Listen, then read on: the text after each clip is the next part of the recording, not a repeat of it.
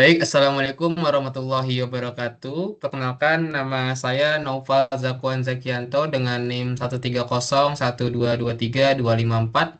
Di sini saya akan mempresentasikan terkait artikel ilmiah yang saya buat dengan judul Prediksi Pembelian Sepeda dengan KNRS Nikeboards berbasis data demografi pelanggan. Untuk yang pertama ada latar belakang mengapa artikel ilmiah yang saya buat mengambil tema atau judul seperti yang telah disebutkan sebelumnya. Terdapat beberapa poin latar belakang yang ada. Yang pertama adalah persaingan bisnis yang ketat. Saat ini kondisi persaingan lini bisnis sudah semakin ketat, tidak terkecuali perusahaan sepeda. Mereka menghadapi tekanan untuk terus meningkatkan strategi pemasaran di tengah pasar yang sudah sangat-sangat kompetitif. Untuk poin yang kedua adalah kesenjangan pemanfaatan data. Banyak perusahaan sepeda belum bisa memaksimalkan penggunaan data pelanggan untuk memprediksi kecenderungan pembelian sepeda. Dan kedua latar belakang tersebut mengakibatkan poin latar belakang yang ketiga, yakni adanya strategi yang kurang tepat. Ketidakmampuan menargetkan pelanggan potensial akibat eh, kesenjangan pemanfaatan data dan juga persaingan bisnis yang ketat mengakibatkan strategi pemasaran yang kurang efektif. Hal tersebut memicu peluang peningkatan penjualan menjadi terhambat atau tidak maksimal. Sehingga berdasarkan permasalahan yang telah dipaparkan pada latar belakang, maka dapat dirumuskan rumusan masalah sebagai berikut. Ada dua rumusan masalah. Yang pertama adalah bagaimana mengembangkan model prediksi kecenderungan pembelian sepeda yang akurat menggunakan algoritma KNN atau K-Nearest Neighbors berdasarkan data demografi pelanggan. Yang kedua, sejauh mana tingkat akurasi, precision, dan recall dan F1 score dari model KNN dalam memprediksi keputusan pembelian sepeda. Adapun untuk tujuan dari artikel ilmiah yang saya buat masih berhubungan dengan perumusan masalah yang sudah didefinisikan sebelumnya. Yang pertama adalah mengembangkan model prediksi kecenderungan pembelian sepeda menggunakan algoritma KNN berbasis data demografi pelanggan.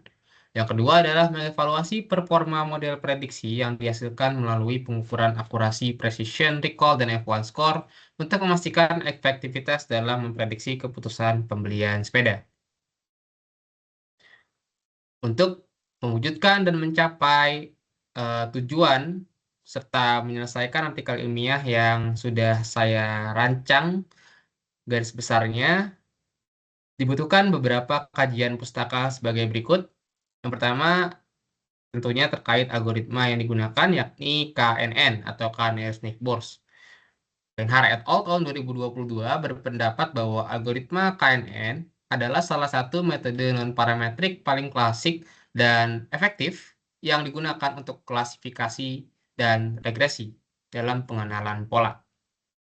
Tentunya ini sangat berhubungan karena artikel ilmiah yang ingin saya buat adalah klasifikasi ataupun prediksi kecenderungan pembelian sepeda. Yang kedua adalah segmentasi pelanggan berbasis data. Menurut uang tahun 2022, segmentasi pelanggan berbasis data membantu para pengambil keputusan untuk mengambil keputusan yang akurat dan tepat waktu guna meningkatkan pemasaran produk tertentu dalam industri. Berdasarkan pernyataan tersebut, terlihat bahwa segmentasi pelanggan berbasis data ini punya peran yang penting dalam pengambilan keputusan. Sehingga apabila diterapkan kepada pembuatan atau perancangan sistem nantinya, harapannya sistem dapat lebih akurat dalam memprediksi kecenderungan pembelian sepeda ditambah dengan waktu yang lebih efisien. Untuk yang ketiga adalah evaluasi prediksi model. Menurut Reddy dan Kartikeyan tahun 2022, metode evaluasi seperti akurasi, precision, recall, dan F1 score menjadi tolak ukur yang umum digunakan dalam penelitian machine learning. Sehingga metrik-metrik tersebut nantinya akan digunakan untuk mengevaluasi performansi model. Selanjutnya kita masuk ke bagian perencanaan sistem. Untuk metodenya sendiri, perencanaan sistem pada penelitian ini dirancang melalui 5 tahap yang bisa diilustrasikan pada gambar berikut ya. Untuk tahap yang pertama adalah load data, tentunya dataset yang digunakan. Kemudian ada tahap data pre-processing dengan 3 subtahap, yakni pemilihan fitur, pembersihan data, dan transformasi data yang menghasilkan final dataset. Setelah itu barulah diimplementasi metode KNN pada model dan dikombinasikan dengan pipe cross validation. Serta untuk langkah terakhir adalah analisa performa dengan akurasi, precision, recall, dan F1 score. Kemudian baru nantinya akan bisa ditarik kesimpulan dari model yang telah dirancang atau dibuat.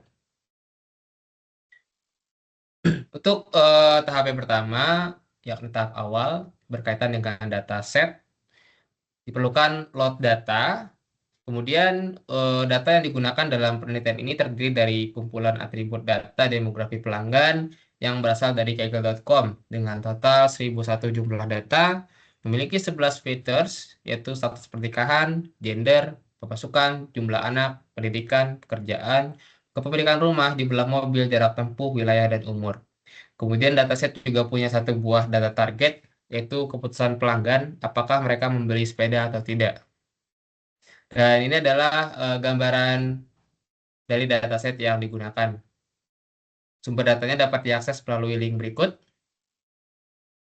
Untuk selanjutnya adalah tahap data pre-processing.